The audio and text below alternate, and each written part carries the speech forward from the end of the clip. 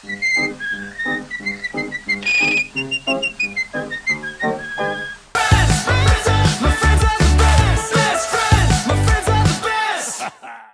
logos.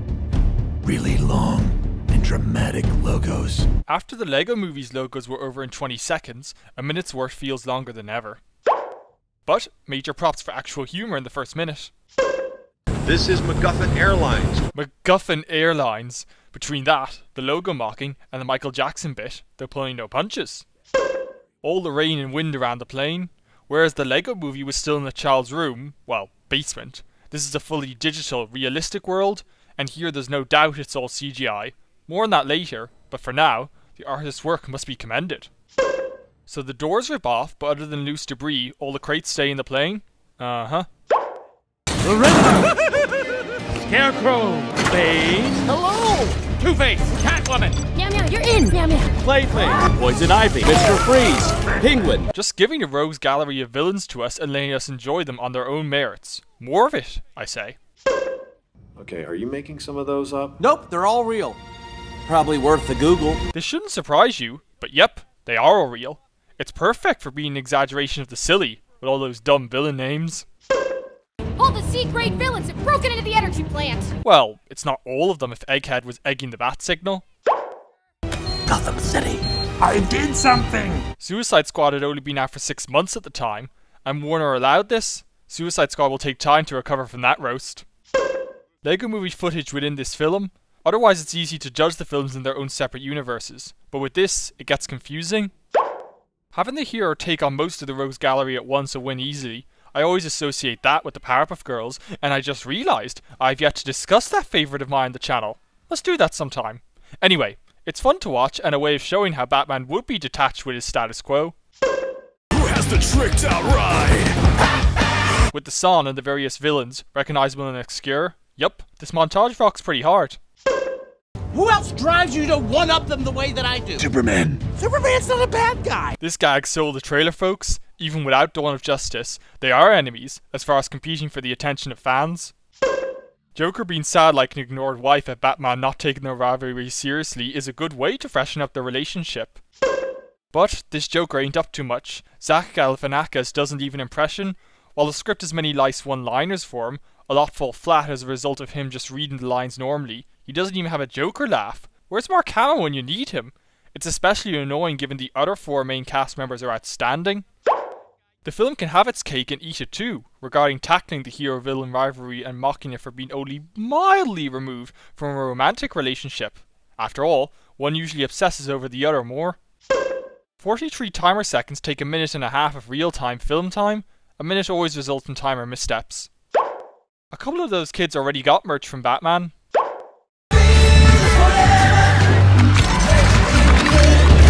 This film is just enough pop songs not used especially well to call attention to that fact, given the songs that do work. Shame. But I can ignore that with all the cool moments showcased here that transcend objectivity. Having a slower pace after the hectic opening is all well and good, but it's the first of many points where the film starts dragging. This is a pretty stock joke dragged out enough to go to not funny and back to funny gag, but what makes it is the beautiful lighting, the rotation shadow on Batman's cowl highlighting his childlike seclusion. It's there because the artist cared. This moment underscores what really brings justice to the world and his parents' memories. The film doesn't insist on this thread, but it's as vital as him being unwilling to open up to others and potentially suffer the pain of loss again. This joke, as great as it is, moves a bit too fast for maximum effect. Most of the opening's third gags endure being tossed off super quick, but not here. Also, they missed 1993's Mask of the Phantasm. We don't talk about the Killing Joke around here. Being too obscure is an excuse, given the Adam West one is 51 years and counting. Maybe I'm partially annoyed because the 90s animated Batman is the best Batman, but there you have it. Cape from nowhere, bringing that up once and leaving it at that. Can I say I love the way his hair squelches back to normal when he takes the cowl off? It's just this side of being too mad to do. Beginning with the Phantom Zone, the film starts to forget to parody the elements it uses, playing them straight instead. So the choir instructor doesn't chase after future Robin when he abandons it? Uh-huh.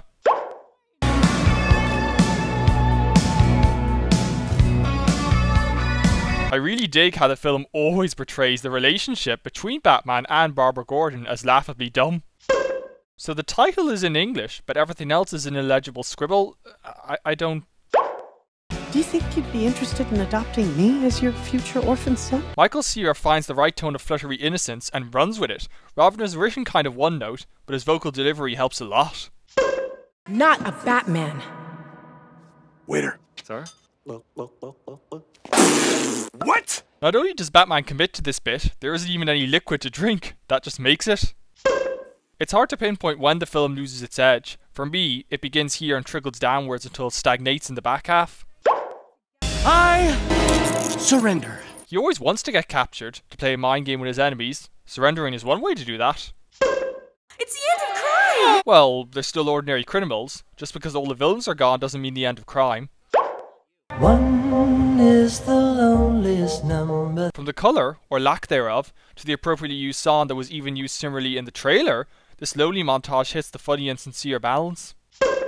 Why don't you and I work together to figure out what he's up to? Joker's interrogation didn't work so well in The Dark Knight, and that happened in this universe, if the pilot is to be believed. What about that time with the 2 boats? So how did that adoption work? Not that I really care, just seems awfully convenient. The bat... shark repellent? Obscure yet hilarious Adam West Batman references don't get much better than that. Helps that it is useful later. This bit about finding Robin a costume, a lesser film would dwell on longer than needed. Neat how this breezes by once it has had its fun. If only the whole film followed that principle, but you get my drift. To the Batmobile. It's not the film's fault that transition is so overdone, and it's a fair reference, but that doesn't change the fact that it is overdone. I'll make sure that Alfred puts seatbelts on there. Bit of a change of pace, buddy. Not nearly as dangerous as what you're about to do. This is basically the point where the film stops being a parody while remaining comedic. Apart from leaving me with less to say, it results in bits of tedium like this. Sometimes I don't get Superman's emails for years. As long as they never overindulge with these Channing Tatum and Jonah Hill as Superman and Green Lantern jokes, they'll keep working. So the pictures become cel-shaded automatically? How does that work? I assumed it was a later done conversion process. How can Batman see what Robin's doing on that? Seriously, how? Now, do everything we just did, backwards. Wouldn't that mean running backwards into the kryptonite mines that were chasing him? Could have just said to escape the way he came in. Superman should definitely hear them through the open door, assuming none of the rest of the Justice League do. That feeling is pride, sir. Isn't the joke with Batman's computer that it's just Siri? She voices it, after all. Shouldn't be able to respond like that. Why is Batman bringing Robin to Arkham? He hasn't warmed up enough for that. Don't see why he wouldn't drop him off home first. Watch Robin's reactions throughout. Totally worth it, folks. Where was the projector earlier? Yeah, Hammerspace. Shoot me, folks. So the weapon detector doesn't pick up smoke bombs? Ain't that convenient. Not a very secure prison if many of the inmates' cell doors are open, methinks. I think you're underestimating the importance of the Joker being in the Phantom Zone. What happened to Batman's witty responses? That line's so stiff and ordinary. What's King Kong doing here? He's not a villain. Even against Godzilla, he was the good monster. I don't want to say it was cross-promotion for Skull Island, but considering the release date proximity... Wasn't this guy a master builder in the Lego movie? Search me what he's doing here. Wasn't Zod put in here earlier? I could be missing him, but a villain that notable shouldn't be just an extra. Joker's plan hinged on Harley Quinn going undercover in Arkham. What if Barbara had noticed Harley wasn't among the surrendering villains and connected the dots? Just saying.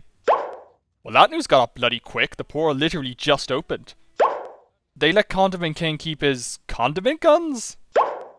British robots. Ask your nerd friends. Not that nerdy. The Daleks have saturated pop culture enough that just about anyone would recognize them. It's beneath Wayne Manor. Are you trying to tell me that Bruce Wayne is Batman's roommate? You know what's better than Batman denying to be Bruce Wayne? Others not realizing he is when it's right in front of them. Amusing little relaxation moment amidst all the action. I'll give it that. The Batfax. A fax machine got through the detector? I'd stamp Arkham's security detector reject and ship him back east. You'll never be able to defeat them alone. All the teamwork preaching gets to be too much. You all know I'm given to sentiment when it's done right, but all the mushy scenes in the back half just blend together.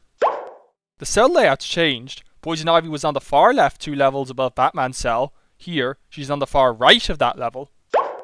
Get a bunch of criminals together to fight the criminals? That's a stupid idea. Well, not stupid, but it needs the right execution. Okay, I won't do any more Suicide Squad bashing, I promise. Even with all the banter, the action is really boring, but really amusing either, at least in this stretch. In a Lego film, that has to count as a disappointment. So some of the Gremlins didn't get blown off when all 4 engines were taken out? The lengthy fake out where Alfred fades into the mist, they almost had me for a moment. The film defied my expectations. At no point does Batman reel himself and Robin in, he just goes from trailing behind the ship to not. I never gave all the characters making gun noises credit, but Alfred takes the cake, because it's a less cartoony sound, which makes it funnier. You can split this film in 3. Firstly, it's high-speed parody, mocking everything at a dizzying speed. Then, it's a proper Batman film, but still a hilarious comedy. And then it turns sappy and warm and fuzzy. The modular shifts aren't handled well, and so the sentiment is one of 2 things that drains a lot of energy. The other thing is the action plot. Once Joker gathers all these external villains, all ones Warner owns, I might add, which seriously undermines their credibility at being the greatest villains ever, the film turns into a spot the reference game. It worked for that one Star Wars bit, but it can't hold as a narrative spine. Using the villain references for that long almost turns it into a branding commercial. I like how the Scuttler acts like a sad puppy, trying to move up to him before he shoos it away. Even Computer is trying to get into his life. They even do the thing with the Joker in the Hall of Mirrors. But all these villains literally appeared from nowhere.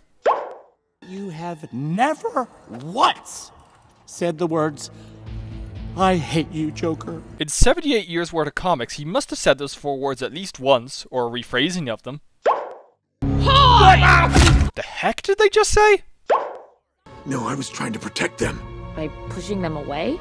Are they really the ones you're protecting? Is this the essence of Batman's character? Hard to say, but it's one of the things I think of about him, and the filmmakers agree with me, so bravo for highlighting it. So the Phantom Zone's secretary can not only scan memories, she can also see outside this dimension? Uh-huh. But he didn't say to not rescue him. That's a triple negative, so 2 of them would cancel each other out, making he did say to not rescue him. So Computer didn't find a loophole, she fed how disobeyed Batman. I was afraid of feeling the pain you feel when you lose someone close to you. Will Arnett can do sincere through that gravelly voice. Fair play. I'll give kudos to the film for playing this part straight. When did Batman even establish all these signals? He came straight for the Phantom Zone to save the tree. On that, how did the Rogues Gallery get out of Arkham? And so quickly, Batman only just flipped up the signal. We saw your signal and we came to help. Though that is clearly Scarecrow talking, that's not his voice. Not even close. Pizza delivery? Did the ADR folks forget to swap out the scratch track? Robin rickrolls Batman. I'm torn on how I feel about that, though I like they kept it to audio. Positive or negative karma? How about both? This music is filling me with rage. Let's use it. Great that the film bookends with comedic fight scenes against a host of bad guys with an out-of-left-field choice of music. The film races through its 3rd act. Because of the slower pacing we've been in for so long, it doesn't help the way it should. Together we're gonna punch these guys so hard, words describing the impact are gonna spontaneously materialize out of thin air. Best moment in the film? Seriously? Alfred, played by Ralph Fiennes, didn't even get to share a scene with Voldemort. This is the real rickrolling. What a way for the climax to conclude. It finally matters that they're Legos. About time. Many of those villains had already resolved to help Batman. What are they doing loitering back on the Joker's side?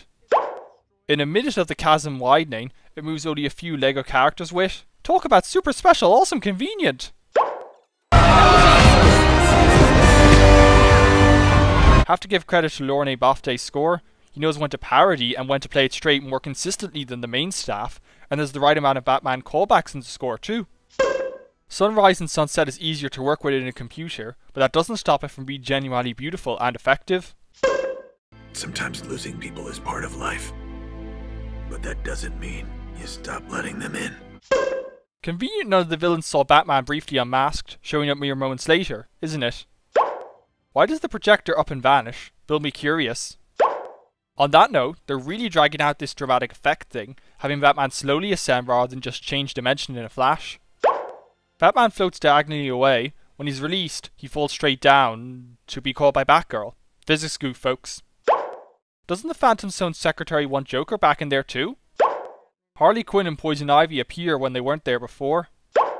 The other criminals forgave Joker pretty easily, like, really easily, unless there was some sort of off-screen apology. I'm not buying it.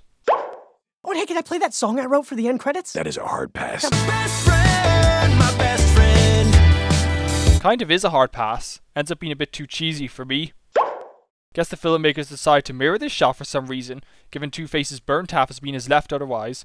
Just give you a moment and there we go. This film is way too long. More than by my usual trimming here and there would help. Needs to be a good 15 minutes shorter at least. Mostly by cutting some of the tedious action plot, though some overdone sentiment should go too. Tongue-in-cheek works like these need delicate pacing. All that complaining for a film I still really enjoy. The script's clever and witty, the jokes work, and the background gags will make repeat viewings for some, and the four main leads are funny and sincere. Even if the film does still leave me timid for the future LEGO films, this is still a really solid film. Especially, though not exclusively, for Batman aficionados. And credit has to be given for the film actually resembling the older, lighter, family-friendly if not family-geared Batman that's basically hasn't been a thing since the Tim Burton Batman. Our current era needs takes like this. On the visuals, some meaning has been lost as there's no reason for all this to be Legos, even if it does lend the right humour to the project. But all I'm getting is this Hulk music. I love it. I wouldn't mind if there hadn't been a reason before, but there was.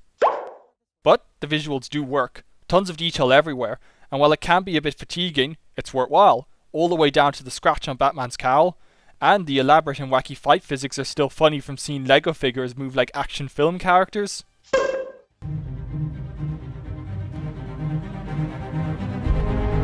Minus 30.